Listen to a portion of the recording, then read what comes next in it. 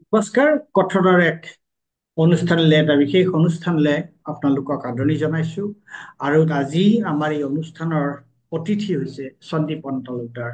সন্দীপন প্ৰখ্যাত এজন সাংবাদিক আৰু তেওঁ বিশেষকৈ বিজ্ঞান পৰিৱেশ এই বিষয়বোৰ লৈ তেওঁ যথেষ্ট সজাগ আৰু ৱাকিবহাল। গতিকে আপোনালোক সকলোৱে গম পায় যে আমেৰিকাত এজন নতুন ৰাষ্ট্ৰপতিয়ে তেওঁ শাসনভাৰ গ্ৰহণ কৰিছে ২০ তাৰিখে। ডোনাল্ড ট্ৰাম্প ৰিপাব্লিকান পাৰ্টিৰ ডোনাল্ড ট্ৰাম্পে তেওঁ ৰাষ্ট্ৰপতি হিচাপে শপত গ্ৰহণ কৰিছে, কাৰ্যভাৰ গ্ৰহণ কৰিছে আৰু কাৰ্যভাৰ গ্ৰহণ কৰিয়েই তেওঁ ভালেমান সিদ্ধান্ত লৈছে আৰু তাৰ বেছিভাগ সিদ্ধান্তই কিন্তু অতি বিতৰ্কিত সিদ্ধান্ত আৰু তাৰ ভিতৰত দুটা সিদ্ধান্ত বিশ্বৰ বৰ্তমানৰ সময়ত দুটা সিদ্ধান্ত বৰ্তমান আমি যিটো পৰিস্থিতিৰ মাজত আছো আমি সকলোৱে গম পাওঁ যে ক্লাইমেট চেঞ্জ জলবায়ু পৰিৱৰ্তন। গতিকে জলবায়ু পৰিৱৰ্তনৰ যিখন পেৰিছ কনভেনশ্যন হৈছিল সেই পেৰিছ সন্দীপনে আপোনালোকক সবিশেষ ক'ব কেতিয়া পেৰিছ কনভেনশ্যন হৈছিল, এখন পেৰিছ সন্মিলন হৈছিল, এই পেৰিছ সন্মিলনত কি সিদ্ধান্ত লোৱা হৈছিল আৰু গুৰুত্বপূৰ্ণ কথা হৈছে যে ডোনাল্ড ট্ৰাম্পে এই পেৰিছ সন্মিলনৰ পৰা আমেৰিকাই পেৰিছ সন্মিলন বৰ্জন কৰিব, তাৰ পৰা ওলাই এই সিদ্ধান্ত লৈছে এক। আৰু ২ নম্বৰ সিদ্ধান্ত হৈছে যে বিশ্ব স্বাস্থ্য সংস্থাৰ পৰাও আমেৰিকা ওলাই। এতিয়া প্ৰথম মই ক'ব বিচাৰিছো দুটা কথা সন্দীপনৰ পৰা মই জানিব বিচাৰিছো। এটা হৈছে যে পৰিৱেশ সংক্ৰান্তীয় যিখন পেৰিছ কনভেনশ্যন হৈছিল বা পেৰিছ কনভেনশ্যন বুলি ক'লে, পেৰিছ সন্মিলন বুলি ক'লে আমি যিটো বুজো সেইটো কেতিয়া হৈছিল আৰু তাৰ যিটো মেণ্ডেট সেই মেণ্ডেটটো কি আছিলে, তাৰ সিদ্ধান্তটো কি আছিল? ধন্যবাদ পৰেশ দা। প্ৰথম কথা যে এইটো পেৰিছ এগ্ৰিমেণ্ট বুলি কয়, পেৰিছ চুক্তি। গতিকে পেৰিছ চুক্তি হৈছিলে ২০১৫ চনত ফ্ৰান্সৰ ৰাজধানী পেৰিছ চহৰত। বিশ্বৰ প্ৰায় আটাইবোৰ দেশেই তাত একলগ হৈছিল আৰু সেইখন চুক্তিবদ্ধ কৰিছিলে। তাৰে ভিতৰত যি চুক্তিবদ্ধ নোহোৱা যিকেইখন দেশ আছে তাৰে ৩খন দেশ হ'ল ইৰাণ, লিবিয়া আৰু য়েমেন। এতিয়া আমেৰিকাই যদি পেৰিছ এগ্ৰিমেণ্টৰ পৰা ওলাই আহে তেতিয়াহ'লে আমেৰিকা চতুৰ্থখন ৰাষ্ট্ৰ হৈ পৰিব। গতিকে এটা কথা বুজিব পাৰি যে পৃথিৱীৰ আটাইবোৰ দেশেই মাত্ৰ ৩খন আৰু এতিয়া আমেৰিকাক ধৰি ৪খন দেশত বাহিৰে আটাইবোৰ দেশেই পেৰিছ চুক্তিৰ লগত চুক্তিবদ্ধ। এতিয়া পেৰিছ চুক্তি কি আছিল? পেৰিছ চুক্তিৰ কথাটো আছিল যে গোলকীয় উষ্ণতা বৃদ্ধি বা গ্ল'বেল ৱাৰ্মিং। গ্ল'বেল ৱাৰ্মিংটো জলবায়ু পৰিৱৰ্তন বা ক্লাইমেট চেঞ্জৰ আটাইতকৈ যিটো আপোনাৰ চকুত লগা ধৰণৰ বিষয় আৰু তাৰ কাৰণে আটাইবোৰ আমি দেখিবলৈ পাই থাকো কেনেকুৱা ধৰণৰ প্ৰাকৃতিক দুৰ্যোগবিলাক সঘনাই বাঢ়ি গৈ আছে আৰু সেই প্ৰাকৃতিক দুৰ্যোগবিলাকৰ আগৰ যিটো ইণ্টেনচিটি আছিল, তাৰ যিটো জোৰ আছিল, সেই আগতকৈ বহুত বেছি বাঢ়ি গৈ আছে। গতিকে পেৰিছ এগ্ৰিমেণ্টৰ এটা কথা ভবা হৈছিল, সন্মত হৈছিল যে পৃথিৱীৰ যিটো উষ্ণতা, সামগ্ৰিক উষ্ণতা, গড় সামগ্ৰিক উষ্ণতা, সেই উষ্ণতা আপোনাৰ ২ ডিগ্ৰী চেণ্টিগ্ৰেডতকৈ বেছি আমি বাঢ়িব দিব নোৱাৰো। ২ ডিগ্ৰী চেণ্টিগ্ৰেডৰ এটা তুলনা আছিল, যে তুলনাটো হ'ল যে আপোনাৰ শিল্প বিপ্লৱ বা ইণ্ডাষ্ট্ৰিয়েল ৰিভলিউচনৰ আগত যিখিনি পৃথিৱীৰ সামগ্ৰিক উষ্ণতা আছিল সেই উষ্ণতাতকৈ ২ ডিগ্ৰীলৈকে এতিয়া বৰ্তমান সময়ত পৃথিৱীৰ উষ্ণতা বাঢ়িব দিব পাৰি, কিন্তু তাতকৈ বেছি আমি বাঢ়িব দিব নোৱাৰো। ২ ডিগ্ৰীটো এটা কাট অফ এটা আছিলে, মানে কাট অফ মাৰ্ক বুলি ক'ব পাৰি। কিন্তু হয়, কিন্তু অকল ২ ডিগ্ৰীৰ কথা কোৱা নাই যে ২ ডিগ্ৰী হলে আমি প্ৰাকৃতিক দুৰ্যোগবিলাকৰ ভয়াৱহতা প্ৰত্যেক বছৰে প্ৰায় প্ৰত্যেকখন দেশেই বেলেগ বেলেগ ৰূপত এই দুৰ্যোগবোৰ দেখিবলৈ পাৰিব। সেইটো কথা কোৱা হৈছিল। গতিকে 2 ডিগ্ৰী নহয়, আচলতে 1.5 ডিগ্ৰী, মানে 1.5 ডিগ্ৰীতকে 1.5 ডিগ্ৰীলৈকে সেইটো ৰেষ্ট্ৰিক্ট কৰিব পাৰিলে এই প্ৰাকৃতিক দুৰ্যোগৰ সম্ভাৱনাবোৰ কমি আহিব। এয়া আছিল পেৰিছ চুক্তি। আৰু তাৰ পিছত পেৰিছ চুক্তিৰ পিছত আমি সকলোৱে জানো যে কপ হয়, কনভেনচন অফ পাৰ্টি। এইখিনিতে মই যদি এটা কথা ক'ব পাৰো যে সেইটো তাৰ যিটো উষ্ণতা কমোৱাৰ যিটো কথা, সেই উষ্ণতা কমোৱাৰ কথাটোৰ একচুৱেলি তাৰ মাল্টিফেৰিয়াছ তাৰ এফেক্ট আছে। অকল মানে উষ্ণতাটো কমোৱাৰ লগে লগে পৰিৱেশৰ উষ্ণতাটোৰ লগতে তাৰ মানে তাৰ অজস্ৰ তাৰ ফলাফল হৈ যায় যদিহে সেইটো সীমাতকৈ যদি উষ্ণতাটো বাঢ়ি পৃথিৱী যায়। বাঢ়ি যায়, তেতিয়াহ'লে বহু ধৰণৰ খেলি মেলি, বহু ধৰণৰ মানে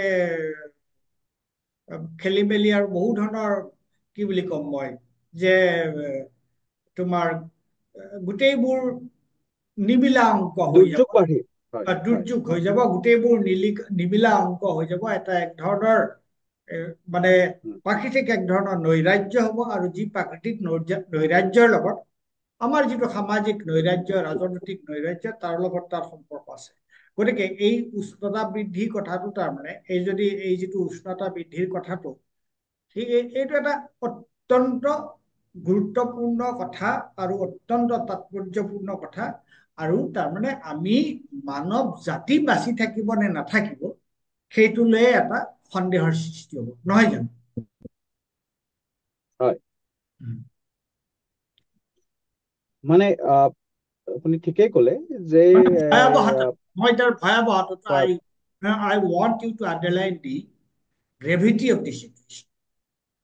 তাৰ গ্ৰেভিটিটোৰ হেৰি এটা বিজ্ঞান যিটো আছিল, যিটো বৈজ্ঞানিক দৃষ্টিভংগীৰ ওপৰত ভিত্তি কৰি পেৰিছ চুক্তি স্বাক্ষৰিত হৈছিলে, সেইটো কথা আছিলে যে পৃথিৱীৰ উষ্ণতা বা পৃথিৱীৰ জলবায়ু প্ৰাকৃতিকভাৱে বহুবাৰ সলনি হৈ আহিছে বিভিন্ন কাৰণত। উল্কাপিণ্ডৰ লগত হোৱা সংঘৰ্ষৰ কাৰণে হওক, আমি জানো উল্কাপিণ্ডৰ লগত হোৱা সংঘৰ্ষৰ কাৰণে আপোনাৰ ডাইনছৰ বোলা যিটো প্ৰাণী আছিল, সেই প্ৰাণী বিলুপ্ত হৈ গ'ল পৃথিৱীৰ পৰা। ইয়াৰ আগতে বৰফ যুগ আছিলে, কিবা আছিলে, এনেকে প্ৰাকৃতিকভাৱে পৃথিৱীৰ জলবায়ু নিজে নিজে পৰিৱৰ্তন হয়। কিন্তু এটা চাইকেল চাৰ্কুলৰ ভিতৰত পৰিৱৰ্তন হৈ থাকে। কিন্তু এতিয়া যিটো জলবায়ু পৰিৱৰ্তন আমি দেখিবলৈ পাইছো, সেই জলবায়ু পৰিৱৰ্তনক কোৱা হয় এন্থ্ৰপোজেনিক। এন্থ্ৰপোজেনিক মানে হ'ল এইটো মানৱ সৃষ্ট। এইটো মানুহৰ কাম কাজৰ কাৰণে, মানুহৰ কাম কাজ বুলি ক'লে আচলতে মানুহৰ আৰ্থিক যিটো হেৰি কাম কাজ, মানে সেই কাৰণেই স্পষ্ট উন্নয়ন ভাৱে ক'বলৈ হলে যিটো বিকাশ, উন্নয়ন, তথাকথিত যিটো উন্নয়ন, সেইটোৰ কাৰণে এই পৰিৱৰ্তন এতিয়া হৈছে। আৰু ভৱিষ্যতে যদি, গতিকে সেইটো বিজ্ঞানসন্মতভাৱে প্ৰথমতে প্ৰতিপন্ন কৰাৰ কথা আছিল। আৰু ইয়াতে যদি আমি হেৰি কৰো, আকৌ যদি ইতিহাসত অকমান ক'ব বিচাৰিছো, ইতিহাসত যদি অকমান পিছলৈকে যাওঁ, তেতিয়াহ'লে আপোনাৰ 1900 কিমান চনত পেৰিছ চুক্তি 2015তে হ'ল। 1970 মানৰ দশকত এজন বিজ্ঞানীয়ে এখন কিতাপ লিখিছিল, পেপাৰ এখন লিখিছিলে, চাইণ্টিফিক ৰিচাৰ্চ পেপাৰ। তাত কৈছিলে যে কাৰ্বন ডাই অক্সাইড বোলা যিটো গেছ, বা মিথেন বোলা যিটো গেছ, বা গ্ৰীণ হাউচ গেছ, এইবোৰ যদি বায়ুমণ্ডলত নিৰ্বাপিত হৈ থাকে, মানে বায়ুমণ্ডললৈকে এইবোৰ হেৰি হৈ থাকে, ওলাই থাকে, তেতিয়াহ'লে কিন্তু পৃথিৱীৰ উষ্ণতা এনেকে বাঢ়ি যাব, আৰু তাৰপিছত এইটো কৰিব নোৱাৰি। তেতিয়াই গ্ল'বেল ৱাৰ্মিঙৰ প্ৰশ্নটো আহিছিল। তেতিয়া মানুহে সেইটো কথা অলপ ওলাই কৰিছিলে, বা সিমান হেৰিলে লোৱা নাছিল, গম্ভীৰভাৱে লোৱা নাছিল। কিন্তু সেইটো আহি 2000 চনৰ আশে পাশে পৃথিৱীৰ বিভিন্ন বিজ্ঞানীয়ে ক'বলৈ আৰম্ভ কৰিলে, নহয় সেই কথা সত্য আছিলে। আমি যদি এনেকে আনৰেষ্ট্ৰিক্টেড ফৰ্মত, তাৰমানে অবাধে যদি এই কাৰ্যকলাপ যদি আমি চলাই থাকো, সেই কাৰ্যকলাপ চলাই থাকিলে এইখন পৃথিৱী গোটেই বস্তুটো আমি সলনি কৰি পেলাম। এতিয়া কি সলনি কৰি পেলাম, আৰু কি কাৰ্য অবাধে চলাৰ কথা কোৱা হৈছিল? অবাধে চলাৰ কথা কোৱা হৈছিল, তাৰে একেবাৰে যিটো কেন্দ্ৰবিন্দুত থকা কথা আছিল, সেয়া ফচিল ফুৱেল বুলি কয়, যিটো মানে পেট্ৰলিয়াম হওক বা কয়লা হওক, এইখিনি ফচিল ফুৱেল মানে আমি অসমীয়াত জীৱাশ্ম ইন্ধন বুলি ক'ব পাৰো। গতিকে জীৱাশ্ম ইন্ধন পুৰি পেলাই আমাৰ গাড়ী মটৰ আটাইবোৰ কথা ইণ্ডাষ্ট্ৰি সেই গোটেইবোৰ।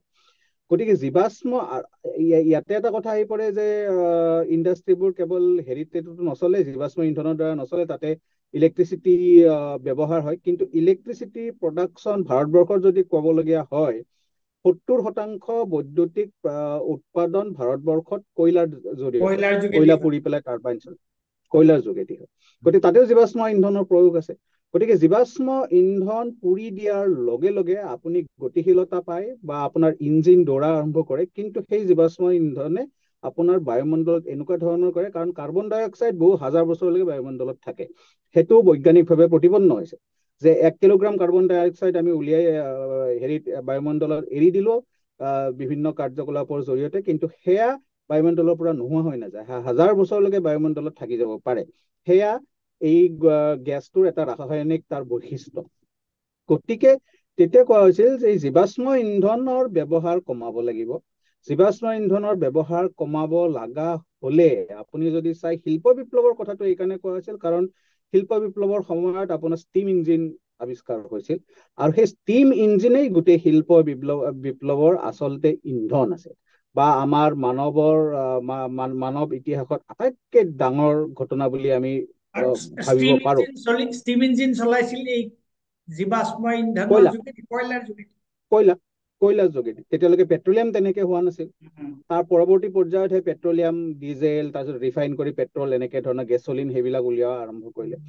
চ' সেইটো সেইকাৰণে এই পেৰিছ চুক্তিত কোৱা হৈছিল যে প্ৰি ইণ্ডাষ্ট্ৰিয়েল লেভেল বুলি কোৱা হয়, যে শিল্প বিপ্লৱৰ আগত যিমানখিনি আমাৰ হেৰি আছিল, উষ্ণতা আছিল, তাতকে সেই টেম্পাৰেচাৰতকে 2 ডিগ্ৰী এতিয়া আমি বাঢ়িব দিব পাৰো, কিন্তু তাতকে বেছি বাঢ়িব দিব নোৱাৰো। এতিয়া এই যদি বাঢ়ি যায় উষ্ণতা কি হব? প্ৰথম কথা, আপোনাৰ বাঢ়ি গলে যিমানবোৰ আমি হেৰি দেখিছো, প্ৰাকৃতিক দুৰ্যোগ দেখো, যেনে অতিবৃষ্টি। যদি বৰষুণ হয়, অতিমাত্ৰা বৰষুণ হল, যেতিয়া বৰষুণ নহয় একেবাৰে খৰাং হৈ থাকিব। চি লেভেল ৰাইজ কৰা বুলি কোৱা হয়, মানে আপোনাৰ সাগৰ পৃষ্ঠৰ উচ্চতা বাঢ়ি আহিব, যিটোৰ কাৰণে ওপৰলৈ উঠি আহিব। এতিয়া তাৰ লগত কথাটো আছে যে চি টেম্পাৰেচাৰটো ইনক্ৰিজ কৰে। চি টেম্পাৰেচাৰ ইনক্ৰিজ কৰে মানে সাগৰ পৃষ্ঠৰ পানীৰ যি উষ্ণতা, এটা এভাৰেজ সেইটো বৃদ্ধি পাব। আৰু সেইটো বৃদ্ধি পালে আপোনাৰ অতি ভয়ানক কথা। সেইটো বৃদ্ধি পালে কি হয়, মানে যিটো বৰফ গলাটো আছে, মই এইটো কৈ আছো যে চি টেম্পাৰেচাৰ যেতিয়া ইনক্ৰিজ কৰে, তাৰ আটাইতকৈ ডাঙৰ কথাটো হ'ল আপোনাৰ এই ঘূৰ্ণীবায়ু যিমানবোৰ আছে, টাইফুন, হাৰিকেন, এইবোৰ টাইফুন আমাৰ এইফালে কয়, হাৰিকেন আটলান্টিক মহাসাগৰৰ সেইপিনে একেই ধৰণৰ পৰিঘটনা, যাক কয় ট্ৰপিকেল ষ্টৰ্ম বুলি কয়। গতিকে সেইবোৰৰ শক্তি বাঢ়ি যাব, আৰু সেইবোৰৰ আপোনাৰ ফ্ৰিকুৱেঞ্চি বাঢ়ি যাব, তাৰ সঘনাই হ'ব। তাৰ লগতে সমগ্ৰ পৃথিৱীত সেইকাৰণে এই যে আমেৰিকা বা বিভিন্ন ঠাইত যে এতিয়া টাইফুন যে বাঢ়িছে, এই যে এই ধৰণৰ আমাৰ যে ইয়াতো বাঢ়িছে, আমাৰ ইয়াতো বাঢ়িছে। প্ৰশান্ত মহাসাগৰ, মানে ট্ৰপিকেল যিমানখিনি অঞ্চল আছে, এতিয়া আমাৰ ভাৰতবৰ্ষ বা অসমৰ যিটো জলবায়ু, সেই জলবায়ু মেডিটেৰেনিয়ান চিৰ পৰা বেছিকে গভৰ্ণ হয়। মানে আমাৰ ইয়াৰে জলবায়ুৰ কথা বা আমাৰ ইয়াৰে মৌচুমী বায়ুৰ কথা মেডিটেৰিয়ান চিৰ পৰা হেৰি হয়, বহুতখিনি ইম্পেক্ট কৰে, প্ৰভাৱ কৰে। কেৱল বংগোপসাগৰ নহয়, চুনামীৰ কথা কয় মানুহ, চুনামি হয়। গতিকে তাৰ লগত আপোনাৰ এনেকে কাৰ্বন ডাই অক্সাইড থাকিলে, গ্ৰীণ হাউচ গেছৰ কথাটো হ'ল, গ্ৰীণ হাউচ গেছে আপোনাৰ হিটটো সি বহুত দেৰিলৈকে ধৰি ৰাখিব পাৰে, আৰু গতিকে গৰম কৰি ৰাখে গোটেই বায়ুমণ্ডল। এতিয়া গৰম কৰি ৰখাৰ ফলত আপোনাৰ যিমানবিলাক গ্ৰীণলেণ্ড বা একেবাৰে এণ্টাৰ্কটিকাৰ সেইপিনে যিখিনি আমাৰ পৃথিৱীৰ বৰফ পিণ্ড আছে বা তুষাৰ পিণ্ড আছে, সেইবোৰ গলিবলৈ আৰম্ভ। সেইবোৰ এতিয়া বহুতখিনি পৰিমাণে গলিছে, আৰু সেইবোৰ যদি গলি থাকে তেতিয়াহ'লেতো ভয়ানক কাৰবাৰ। কাৰণ পৃথিৱীৰ যদি তুষাৰবৃত্তটো নোহোৱা হৈ থাকে, যদি কল্পনা কৰো আমি তুষাৰবৃত্ত আজিয়ে নোহোৱা হৈ নাযায়, হয়তো আৰু বহুত শ বছৰলৈকে ই এনেকে থাকিব, কিন্তু তুষাৰবৃত্ত নোহোৱা হৈ গলে কেনেকুৱা হ'ব? এতিয়া তুষাৰবৃত্ত নোহোৱা হৈ যোৱাটো বাদ দিয়ক আপুনি, তুষাৰবৃত্ত 0.05% যদি নোহোৱা হয়, তাৰে যিটো প্ৰভাৱ পৰিব পৃথিৱীত, তাৰে প্ৰভাৱটো হ'ল 0.05%, 0.05% যদি তুষাৰবৃত্ত নোহোৱা হয়, তেতিয়াহ'লে তাৰে প্ৰভাৱটো আমি দেখিবলৈ পাম প্ৰায় 10%, 20% হ'ব।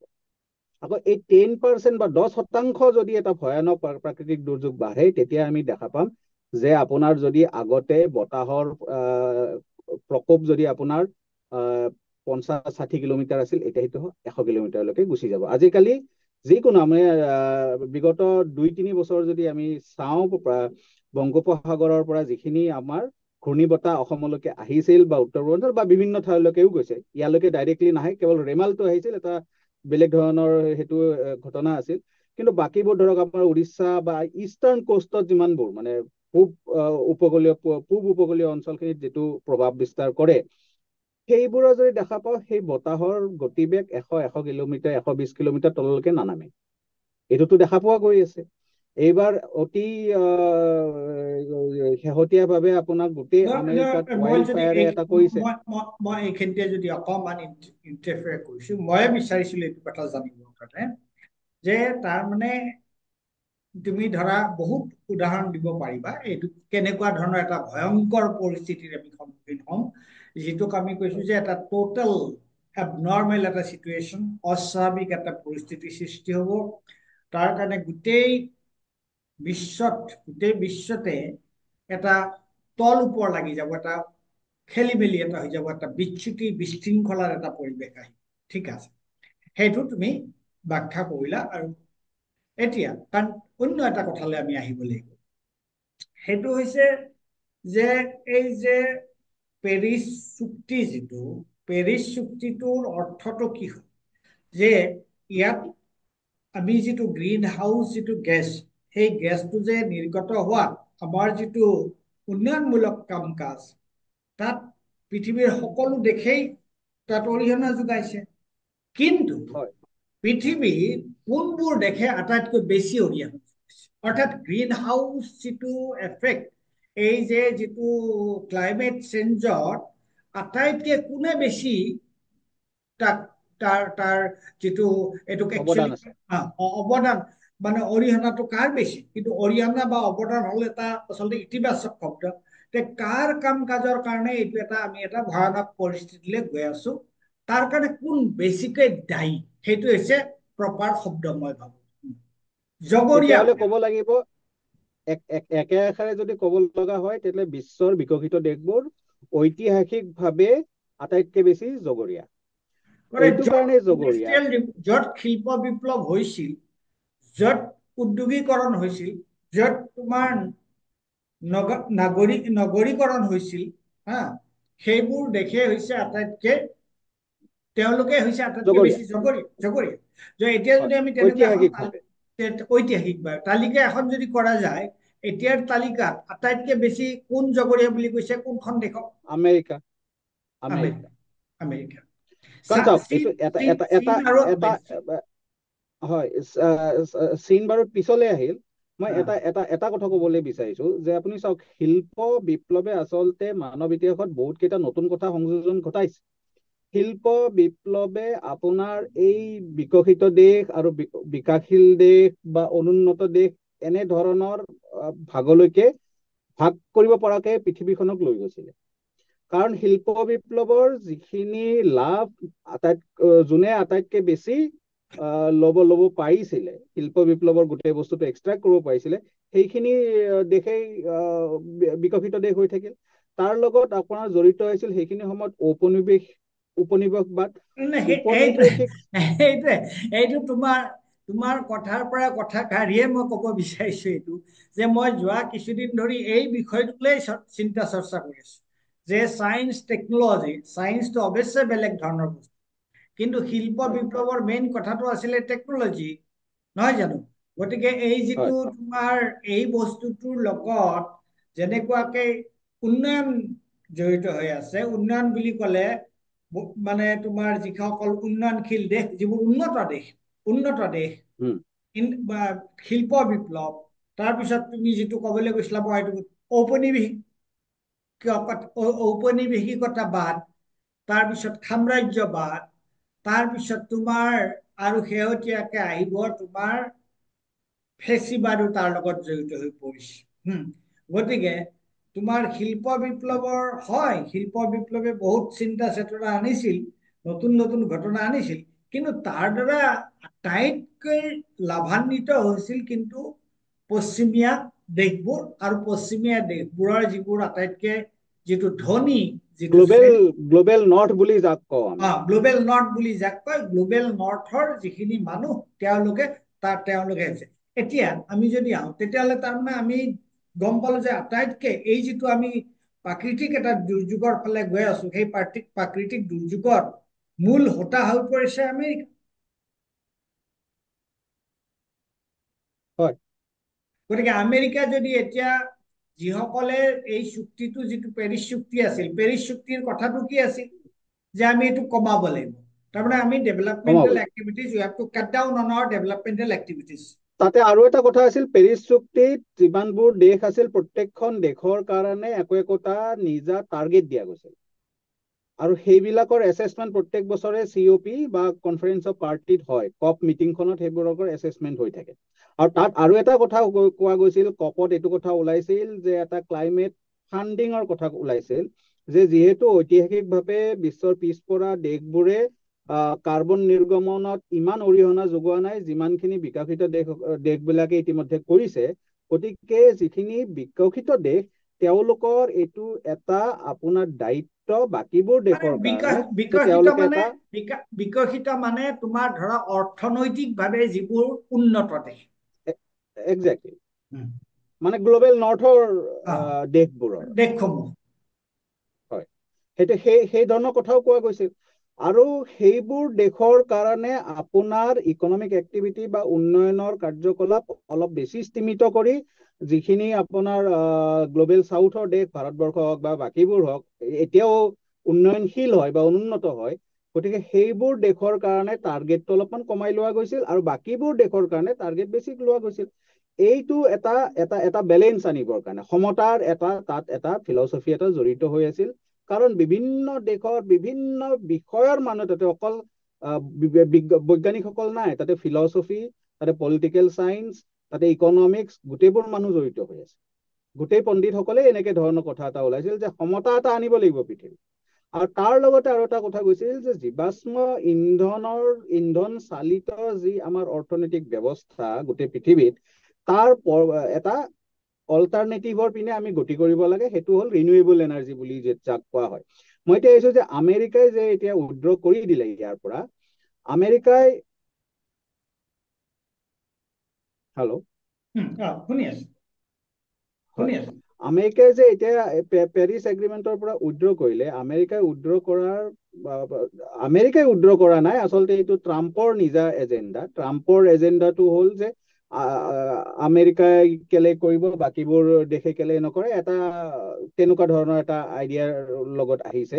এতিয়া এই যে উইথড্ৰ কৰি দিয়ে, সেই উইথড্ৰ কৰি দিয়াৰ পিছত আৰু কিছু সময় লাগিব সেই ফৰ্মেলি উইথড্ৰ হ'বৰ কাৰণে, কিন্তু সেইটো হোৱাৰ লগে লগে আমেৰিকাৰ কাৰণে যিটো টাৰ্গেট বান্ধি দিয়া গৈছিল পেৰিছ এগ্ৰিমেণ্টত, যে আপোনালোকে ইমানখিনি কমাব লাগিব, আপোনালোকৰ বিকাশৰ এক্টিভিটি আপোনালোকে অলপ কমাব লাগিব, যাতে গ্ৰীণ হাউচ গেছ আৰু জীৱাশ্ম ইন্ধন পুৰা এইবিলাক কমাই যাম দুটা কথা সেইখিনি এতিয়া দুটা থিং। এটা হৈছে যে তেওঁলোকৰ যিটো developmental activities, they have to cut down on that, number one. Number two, যে তাহাঁতে যিটো ফাণ্ডিঙৰ কথা আছে, সেইটো, এই দুইটা হয়নে বাৰু? দুইটা, গতিকে কোনো তেওঁলোকৰ বাধ্যবাধকতা নাথাকিব। পেৰিছ চুক্তিত যদি নাথাকে, গতিকে তেওঁলোকৰ কোনো বাধ্যবাধকতা নাই, তেওঁলোকে যিমান ইচ্ছা সিমান কৰি থাকিব। আৰু সেই কথাটোৱে ট্ৰাম্পে এইবাৰ ক'লে যে আমেৰিকা যুক্তৰাষ্ট্ৰ এতিয়া অইল আৰু গেছ আৰু বেছি ড্ৰিল কৰিব। অইল আৰু গেছ যদি বেছি ড্ৰিল কৰে, সেই অইল আৰু গেছ বেছি ড্ৰিল কৰি গোটেই পৃথিৱীত তেওঁৰ এটা ষ্টেটমেণ্ট আছে যে এতিয়া ড্ৰিল বেবি ড্ৰিল, এইটো ফেমাছ হৈ গ'ল, যে ড্ৰিল কৰা, যেনেকে আমাৰ ডিগ বয় ডিগ, ব্ৰিটিছ সাম্ৰাজ্যৰ ব্ৰিটিছ উপনিৱেশৰ সময়ত ডিগবৈৰ কথা কোৱা হৈছিল, ডিগ বয় ডিগ, এনেকে এতিয়া ট্ৰাম্পে ক'লে ড্ৰিল বেবি ড্ৰিল, আৰু ড্ৰিল কৰা, মানে এইটো খনন কাৰ্য আৰু কৰা। নিয়ন্ত্ৰণৰ কথা নাই, সীমিত কৰাৰ কথা নাই, এতিয়া তুমি আৰু বেছি, ইমান বেছিকে কৰিব পাৰা সিমান বেছি কৰা, মানে কেনেকুৱা এটা ভয়ানক যিটো দৰ্শন। হয়, এটা স্বাৰ্থলোভী এটা দৰ্শনৰ এইবিলাক প্ৰতিফলন হয় বুলি মই ব্যক্তিগতভাৱে মত পোষণ কৰিব বিচাৰো। আৰু তাৰ লগত মই এটা উদাহৰণ আনিব বিচাৰো যে ইয়াৰ আগতে যিটো ব্যক্তি স্বাৰ্থ, তাতে আপোনাৰ এটা উদাহৰণ আনিব বিচাৰো যে ইয়াৰ আগতে ব্ৰাজিলৰ যি হেৰি আছিলে আপোনাৰ প্ৰেচিডেণ্ট আছিলে জেইৰ বলছনাৰোৰ দিনতে এমাজন অভয়াৰণ্যত 34% এমাজন বৰ্ষাৰণ্য শেষ কৰা গ'ল। গতিকে তাৰ পিছত সেইটো গোটেই পৃথিৱীত এটা ৰিপাৰকেশ্যন হোৱাৰ পিছত বলছনাৰো গ'ল। ইণ্টাৰেষ্টিংলি বলছনাৰো এটা কথা কৈছিল যে ক্লাইমেট চেঞ্জটো হোৱা নাই, মানুহে কেনেকে ক্লাইমেট চেঞ্জ কৰিব, ক্লাইমেট ডিনায়াৰ বুলি যাক কয় বা ক্লাইমেট ডিনায়েল বুলি যিটো ফেনমেনা হয়। একজেক্টলি 2016 চনত ট্ৰাম্প আহিছিলে, ট্ৰাম্প অহাৰ পাছতো বলছনাৰোৰ একে সুৰতে কৈছে ক্লাইমেট চেঞ্জটো হোৱা নাই। এইবাৰ ট্ৰাম্পে Trump does not believe in this theory of climate change. Climate change বিশ্বাসে নকৰে। He is a climate denier. Yeah. He is a climate denier. He outspokenly told these things in 2016 when he was the president for the first time. গতিকে একে কথা বলছনাৰোও কৈছে, এইবিলাক climate ডিনায়াৰ বা আমি ক'ব পাৰো পলিটিকেলি ৰাজনৈতিকভাৱে যদি বিশ্লেষণ কৰা যায় ফাৰ ৰাইট, অতি দক্ষিণপন্থী যিখিনি মানুহ আছে গোটেই পৃথিৱীত যিমানখিনি নেতা আছে সেই গোটেইখিনি কিন্তু এটা লেভেলত এটা পৰ্যায়ত কিন্তু গোটেইবিলাকে ক্লাইমেট ডিনায়াৰ হয়। বলছনাৰোও আপোনাৰ অতি দক্ষিণপন্থী মানুহ আছিল, ফাৰ ৰাইটিষ্ট মানুহ আছিলে। গতিকে ট্ৰাম্পেও সেইটো কথা ক'লে। এতিয়া সেইখিনি কৰাৰ পিছত আপোনাৰ কিন্তু এই ক্ষেত্ৰত আমেৰিকাৰ কাৰণে নেতিবাচক কথা এটাও আছে। সকলো কথা কেৱল আমেৰিকাৰ কাৰণে পজিটিভ নহয়, কাৰণ গোটেই পৃথিৱীয়ে এতিয়া ভাবি পেলাইছে যে আমি ৰিনিউৱেবল এনাৰ্জি বা বহনক্ষম উন্নয়নৰ কাৰণে আমি মুভ কৰিব লাগে, ৰিনিউৱেবল এনাৰ্জিৰ কাৰণে কথা ভাবিছে। গতিকে গোটেই ইকনমিটোকে বা আমাৰ কোৱা এতিয়া এটা নতুন টাৰ্ম ওলাইছে যে গ্ৰীণ কেপিটেলিজম টাইপৰ এটা টাৰ্ম কইন কৰা হৈছে। যিটো এতিয়া আমাৰ বহুত সময় নাই, তথাপি মই কৈছো যে আদানীক যে তোমাৰ আমেৰিকাৰ কোৰ্টে যে আদানীক যে তোমাৰ অভিযুক্ত কৰিছিল, এই কথাটোতো তাৰ লগতে জড়িত নহয়, এই গ্ৰীণ এনাৰ্জি গ্ৰীণ কেপিটেলৰ লগতে জড়িত। উইণ্ড এনাৰ্জি তোমাৰ হয়, এতিয়া সোলাৰ আছিলে আদানীৰ লগত।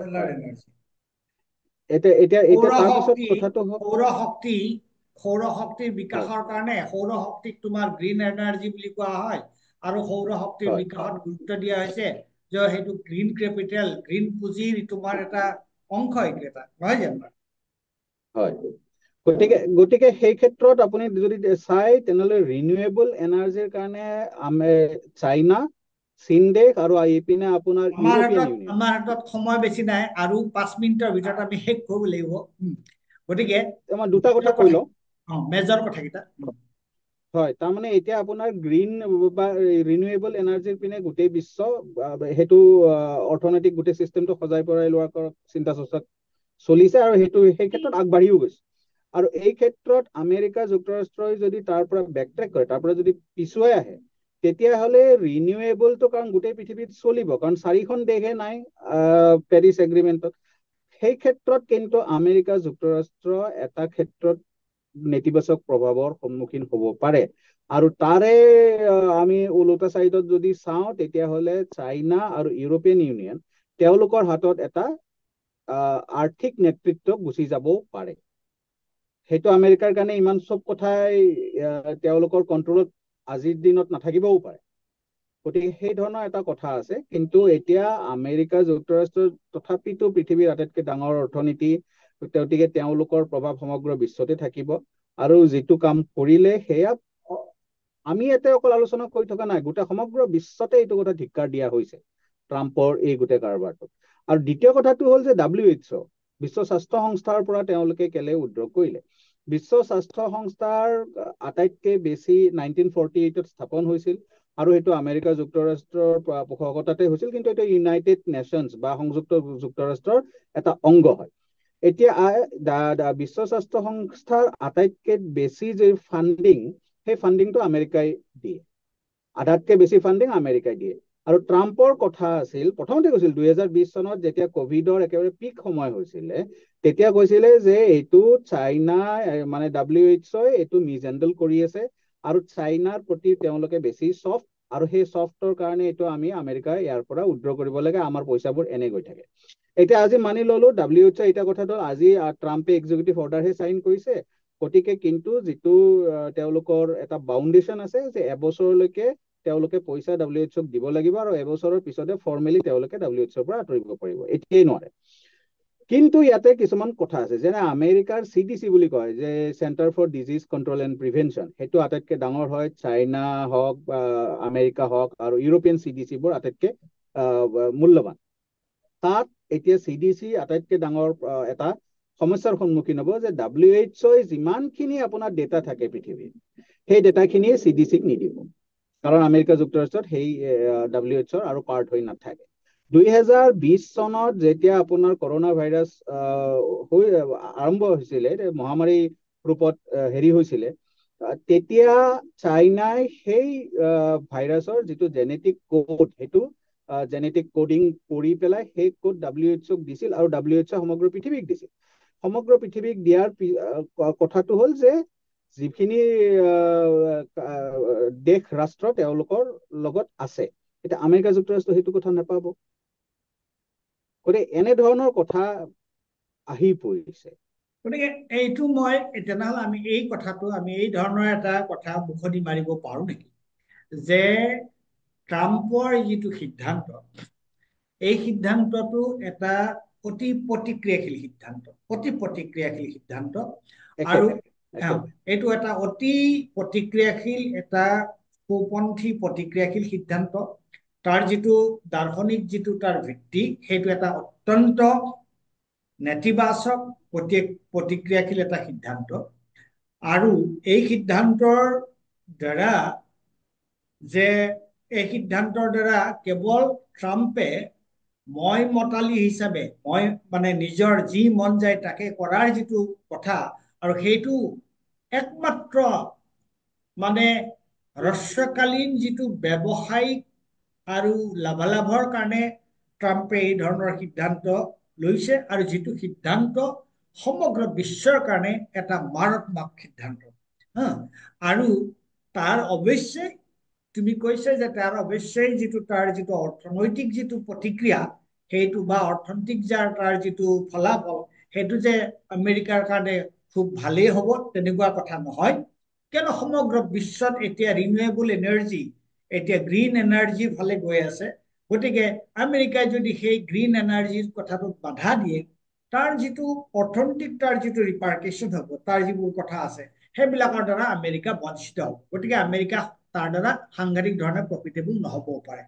আৰু বিশ্ব স্বাস্থ্য সংস্থাৰ ক্ষেত্ৰতো একেটাই কথা, যে বিশ্ব স্বাস্থ্য সংস্থাত আমেৰিকাই পইচা দিয়ে, কিন্তু একে সময়তে বিশ্ব স্বাস্থ্য সংস্থাত আটাইতকৈ বেছি, আটাইতকৈ এডভান্স, আটাইতকৈ মানে লেটেষ্ট শেহতীয়া যিবোৰ তাত গৱেষণা হয় স্বাস্থ্য সংক্ৰান্তত, সেই তথ্য পাতি আৰু সেই গৱেষণাৰ ফলাফলৰ পৰা আমেৰিকা বঞ্চিত হ'ব। তোমাৰ কেৱল পইচা দিয়াটোৰ পৰা লাভ চালেই নহ'ব, তাৰ পৰা বঞ্চিত হ'ব। গতিকে এই দুইটাই মই কৈছো যে এতিয়া সমগ্ৰ বিশ্বতে ট্ৰাম্পৰ বহু সিদ্ধান্তকে মানুহে ধিক্কাৰ দিছে, আমেৰিকাৰ ভিতৰতে ধিক্কাৰ দিছে, কিন্তু এই দুটা বিশেষকৈ যে পেৰিছ চুক্তিৰ পৰা আমেৰিকা ওলাই অহাৰ যিটো কথা সিদ্ধান্ত, আৰু বিশ্ব স্বাস্থ্য সংস্থাৰ পৰা স্বাস্থ্য সংস্থালৈ যিটো ফাণ্ড দিয়া, বিত্তীয় যোগান তেওঁলোকে বন্ধ কৰাৰ যিটো সিদ্ধান্ত, সেইটো সৰ্বত্ৰ ধিক্কাৰ দিছে। আৰু আমি গম পাইছো যে তাৰ কেনেকুৱা ধৰণৰ। গতিকে ফাৰ ৰাইটিষ্ট এটা অৰ্গেনাইজেশ্যন, এটা দৰ্শন লৈ যেতিয়া মানুহ আহি এই ধৰণৰ পৃথিৱীৰ আটাইতকৈ পুৰণা গণতন্ত্ৰ বুলি যাক কোৱা হয়, তাত যদি তেওঁলোকে আহি পেলাই ক্ষমতা যদি লয়, তাৰ আমি লগে লগে দেখা পালো তাৰ কেনেকুৱা ধৰণৰ দুটা মানে মানৱ বিৰোধী তাৰ চেষ্টা। গতিকে তোমাক মই ঠিকে কৈছো নে কথাখিনি? হয়, নিশ্চিত। গতিকে তোমাক মই আৰু 1 মিনিট সময় দিছো এই আলোচনাটো সামৰণি মাৰিবলৈ। কথাখিনি আলোচনা হলে, তথাপি মানে মুখনি মাৰা হিচাপত যদি কওঁ যে এতিয়া জলবায়ু পৰিৱৰ্তন আৰু তাৰ লগত আমাৰ গোটেই মানুহবোৰ, পৃথিৱীৰ সকলো মানুহ, আৰু তাত আটাইতকৈ বেছি প্ৰভাৱিত হ'ব আচলতে অনুন্নত দেশৰ মানুহখিনি এই জলবায়ু পৰিৱৰ্তনৰ কাৰণে। সেইটো দেশ কথা। এতিয়া এনেকুৱা ধৰণৰ এটা যিটো জলবায়ু সংকটৰ পিনে গোটেই সমগ্ৰ পৃথিৱী আগবাঢ়ি আছে, মানৱ জাতি আগবাঢ়ি আছে, সেইখিনি সময়ত এনেধৰণৰ এটা পৃথিৱীৰ আটাইতকৈ ডাঙৰ অৰ্থনীতিখনে এনে ধৰণৰ এটা সিদ্ধান্ত অতি নেতিবাচক সিদ্ধান্ত, আৰু যি সিদ্ধান্ত আচলতে অতি সোঁপন্থী যি এক ভাৱাদৰ্শ, যি এক ফিলচফি, সেই তাৰ পৰা প্ৰভাৱিত হোৱা এক এক এক হেৰি সিদ্ধান্ত। সেই দ্বিতীয় কথা, মতাদৰ্শৰ পৰা মানে সম্ভূত এই যিটো সিদ্ধান্ত মানে সম্পূৰ্ণৰূপে হয় এটা ব্যক্তিকেন্দ্ৰিক, কেৱল লাভত বাহিৰে বেলেগ একো চিন্তা নকৰা, বাণিজ্যিক উদ্দেশ্যত বাহিৰে একো কথা চিন্তা নকৰে, তাকো গাইগুটীয়া বাণিজ্যিক চিন্তা, পুঁজিপতিৰ যিবোৰ হয় বিগ বিজনেছ হয়, হয় তাত বাহিৰে একো হয় চিন্তা নাই। গতিকে এইটো আমাৰ সকলোৰে কাৰণে এটা চিন্তাৰ বিষয়, সকলোৰে কাৰণে চিন্তা আৰু সকলোৰে কাৰণে সংকট। সংকট। গতিকে আৰু মই তাৰ লগতে বিশ্ব স্বাস্থ্য সংস্থাৰ কথাটো একেধৰণে চাব লাগিব। ঠিকে আছে। গতিকে হয় সন্দীপন, তোমাৰ কামৰ ব্যস্ততাৰ মাজতে আজি এই পেৰিছ চুক্তি সন্দৰ্ভত যিখিনি কথা আমি বিশ্ব স্বাস্থ্য সংস্থা আৰু পেৰিছ চুক্তিৰ পৰা আমেৰিকা ওলাই অহাৰ সন্দৰ্ভত যিখিনি কথা তুমি ক'লা ভাঙি পাতি, তাৰ কাৰণে তোমাক যথেষ্ট ধন্যবাদ। আমি পিছলৈ ধন্যবাদ।